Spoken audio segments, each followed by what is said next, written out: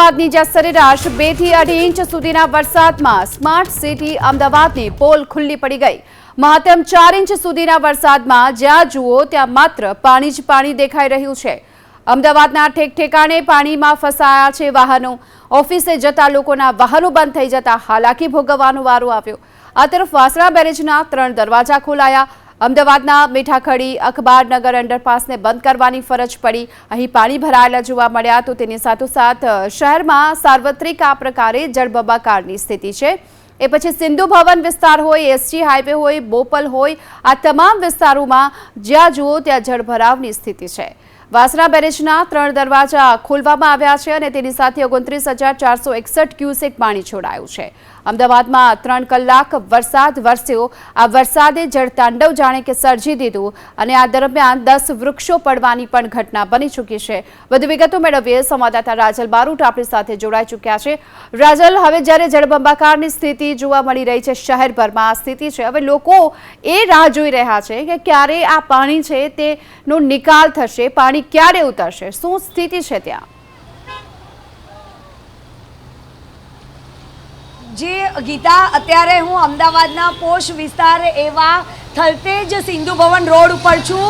ન માત્ર આ વિસ્તાર પરંતુ અમદાવાદના મોટા ભાગના તમામ વિસ્તાર છે કે જે જલમગ્ન બની ગયા છે। ખાસ કરીને આજે જે રીતે વરસાદ વરસ્યો છે તેમાં પ્રશાસનની જે પોલ છે તે ખુલી ગઈ છે। ટ્રાફિકની પણ સૌથી મોટી સમસ્યા છે તે ઊભી થઈ છે। અત્યારે આપ જોઈ રહ્યા છો, કારણ કે જે રીતે વરસાદ વરસી રહ્યો છે ત્યારે સ્કૂલના બાળકોને પણ વહેલા છોડી દેવામાં આવ્યા છે।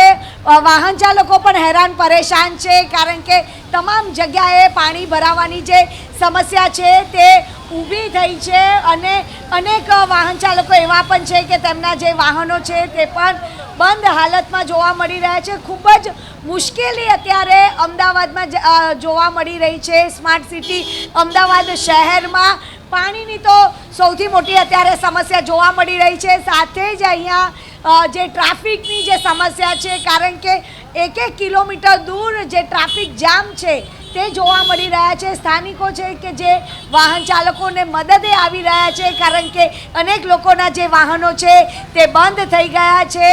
અમદાવાદમાં અનેક વિસ્તાર અત્યારે જળબંબાકાર જેવી પરિસ્થિતિ છે તે જોવા મળી રહી છે।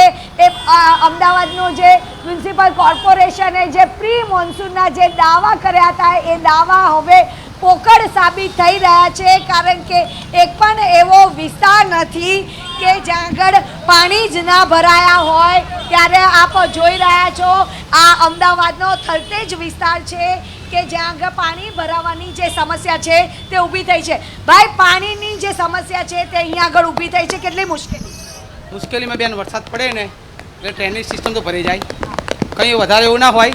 કુદરતની આગળ કંઈ ના ચાલે, પોતે બધા માણસો સહકાર આપે છે, એના માટે ઓલ ધ બેસ્ટ। તો આપ જોઈ રહ્યા છો અહીંયા આગળ લોકો છે સહકાર આપી રહ્યા છે। પાણી ભરાઈ ગયા છે પરંતુ પ્રશાસનના પાપે આ પાણી ભરાયા છે, કારણ કે હજુ સુધી પાણીનો જે નિકાલ છે તે અહીં આગળ થયો નથી। ન માત્ર આ વિસ્તાર પરંતુ ઓડા પ્રશાસન પણ ખાડે ગયું છે ગીતા, કારણ કે અમદાવાદનો જે શહેલા વિસ્તાર છે કે જ્યાં આગળ પણ પાણી ભરાઈ ગયા છે ત્યાં આગળ 4 વ્હીલર પણ ના જઈ શકે તેવી પરિસ્થિતિનું નિર્માણ થયું છે।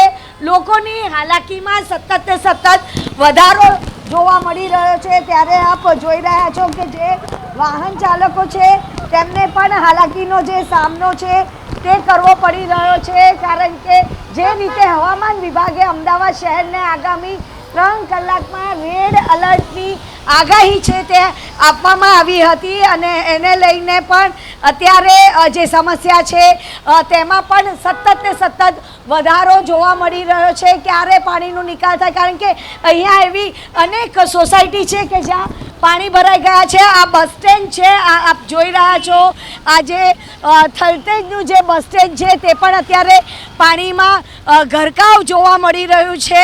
અનેક લોકોના ઘૂંટણ સમા પાણી છે તે અહીંયા જોવા મળી રહ્યા છે, કારણ કે સતત જે રીતનો વરસાદ વરસી રહ્યો છે ત્યારે અમદાવાદ શહેરની મુશ્કેલીમાં પણ વધારો જોવા મળી રહ્યો છે.